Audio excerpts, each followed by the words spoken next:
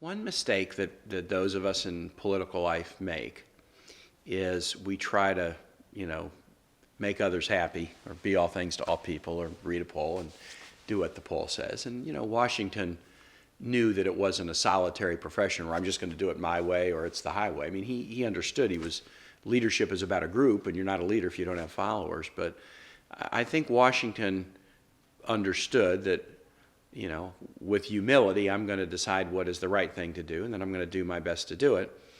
And whether or not people agree with me, they will respect that in a leader, and people do. I've learned again and again in 20 years in elected office that people will respect honestly expressed disagreement more than they'll respect you for saying, "Oh no, I agree with you," and they think that you're probably just saying that. They could tell with Washington, by all accounts, that here was a guy who had a moral center, who was going to make decisions, who was going to do what he thought best. People didn't view him as a self-dealer who was trying primarily to promote himself. And that meant that even when people disagreed with Washington, they had huge respect for him. And that's the thing about Washington that is interesting, is that it's the character of the man. It wasn't his prose style. I mean, Jefferson was a better writer. Madison was probably a better synthesizer of all this different knowledge. That Madison took all these ideas in and used it in creating this ingenious constitution that he was a principal drafter of. That wasn't Washington's gift. Washington was plenty bright, or we wouldn't be doing this speech 200 years later. But his real standout quality was the character and integrity. And it's funny you talk about that we kind of think of Washington on a pedestal. I'll tell you a funny story about Washington and my earlier service as governor of Virginia. In the capital of Virginia, there is that beautiful marble statue of the French sculptor Houdon of Washington.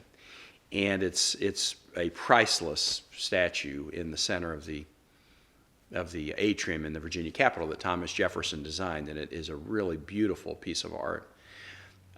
When that statue was done, the casting of it that enabled it to be crafted was given, the rights of it were given to the Commonwealth. And one of the weird little powers that the governor of Virginia has is if anybody wants to make a copy of that statue, they have to get the permission of the governor of Virginia to do it.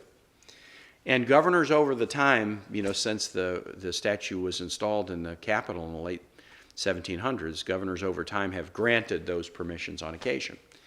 I didn't know this was a power of the governor of Virginia, but at one point when I was governor, I got a request from the Order of the Cincinnatus. They wanted to do a casting of the Washington statue in Richmond to put at their headquarters here in Washington.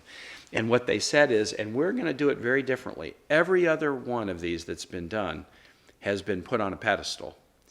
We want to do it, and we want to put it basically at pedestrian level, so that you can walk up to that statue and kind of confront the man, not confront the myth.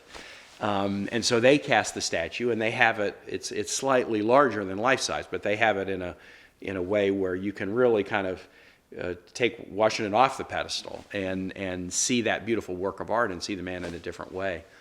And you got to be careful about putting people on pedestals, because every leader, even the best, even Washington, had their quirks and their weaknesses and their failings and flaws. And that's not to demean the person. Actually, when you become aware of that, it makes you have more respect that, wow, a flawed person can really do some amazing things. And that's a great life lesson, not only for leaders, but it's a great life lesson for anybody. The amazing degree to which flawed individuals can accomplish great things. That's an important thing.